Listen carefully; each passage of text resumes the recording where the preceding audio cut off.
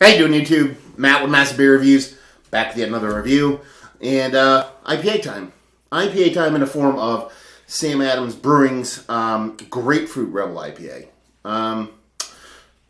Grapefruit and IPAs, that's kind of the deal nowadays. Specifically, more often than not, you see a lot of breweries kind of tossing some grapefruit around in IPAs. It just makes sense, with your citrus notes and the whole nine. So, excited to give this a whirl. I don't remember ever having Sam Adams Rebel IPA. I know I've had it. I don't remember having it. I haven't reviewed it. So, going to this one semi-fresh as far as what it says on the can. Like, for a third or fourth can, and I've seen Sam Adams produce a Rebel Wild, which I really liked. The Nitro series, and then this. So, yeah, cool to be seen, or should I say pounder style cans. So it's cool to see. It says Sam Adams Rebel Grapefruit IPA, 52 IBUs, 6.3% alcohol by volume. Ale brewed with grapefruit peel and grapefruit juice and natural flavor added. Brewed with real grapefruit for an added punch of citrusy goodness. This amplifies the tropical fruit and citrus notes from the hops and brings a clean, refreshing finish. Yeah, and that be that.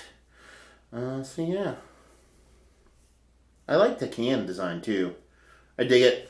Their marketing department's gonna be far and away one of the largest when it comes to in the craft market. If you still consider Sam Adams Craft, I do. I dig the can. Not the best I've ever seen, but not the worst either. So let's see what this sucker has to offer.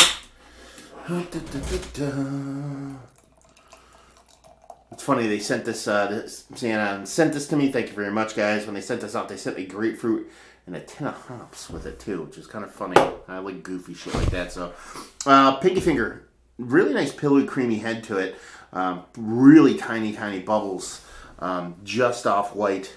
And nice haze to it. Nice orange haze to it. It's not going to be confused with one of the uber hazy New England style IPAs, but it's hazier than most. Let's put it that way.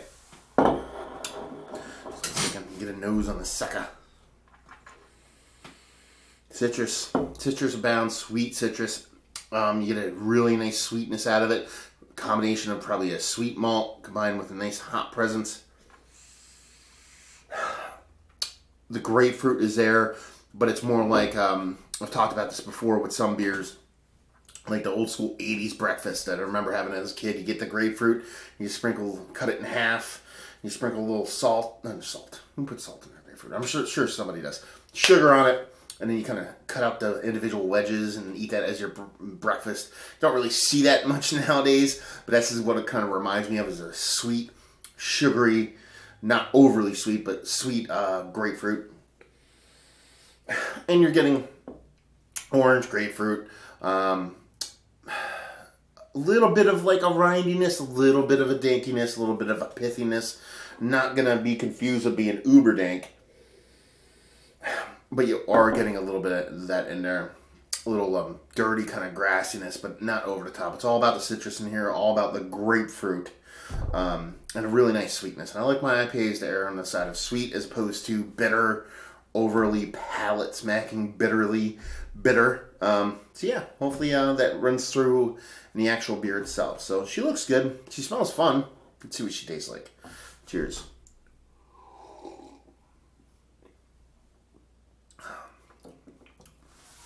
Definitely getting a lot more bitterness in the actual mouth itself, but it's still kind of propped up and balanced with that sweetness.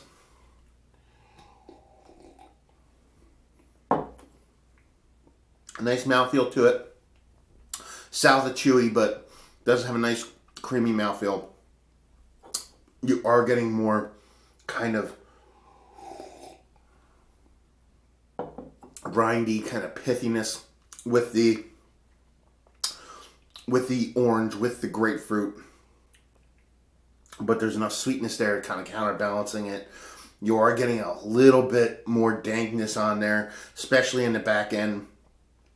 A little bit of like a ripened kind of not super green onion, more of like a ripened onion. But yeah, I dig it. I actually do dig it.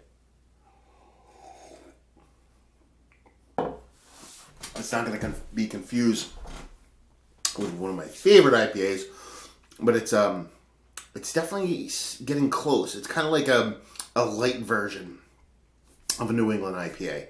So yeah, let's talk about it. It's one of the better base IPAs that I've had as of late, or fruit-forward IPAs I've had as of late, whatever you want to call it. No. Outside looking in, only because I've had so many good ones.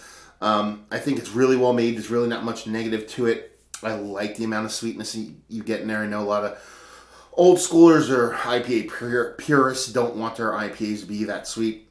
So if that's what you're looking for, this might not be for you. But if you're more into like the new school kind of IPA where there's a bit of sweetness, but you want something a bit dialed back, this would probably be right there for you.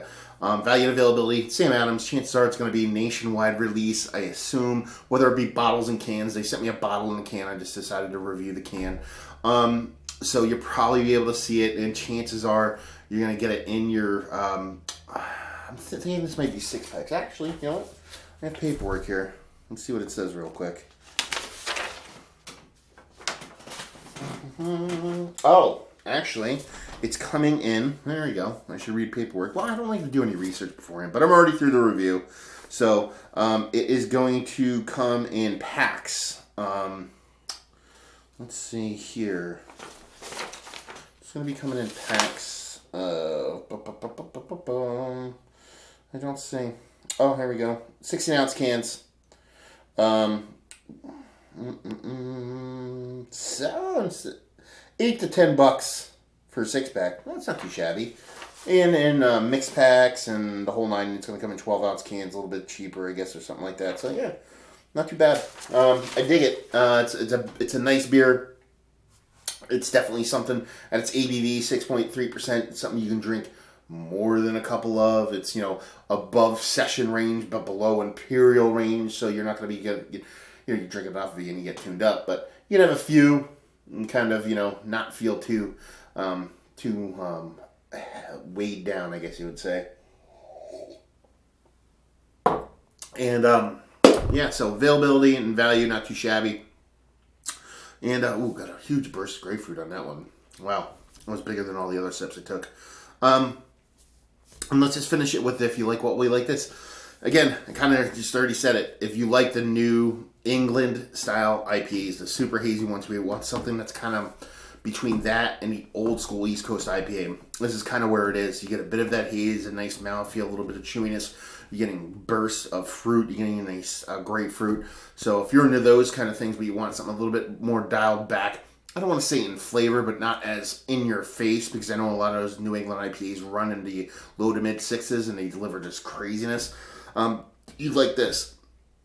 If you like grapefruit beers, all the companies that do grapefruit, whether it be, your Sculpin Heads or other companies, if you like your beers to err or side more on the grapefruit end of things, I think you definitely dig it. And if you like well-made beers, because it's well-made beer, like I said in previous reviews, I think Sam Adams get a little bit of a bad rap when it comes to a lot of their beers. So when they produce stuff like this, I think they're going to appeal to a lot more people. And if they just kind of like swallow their, what's the word I'm looking for?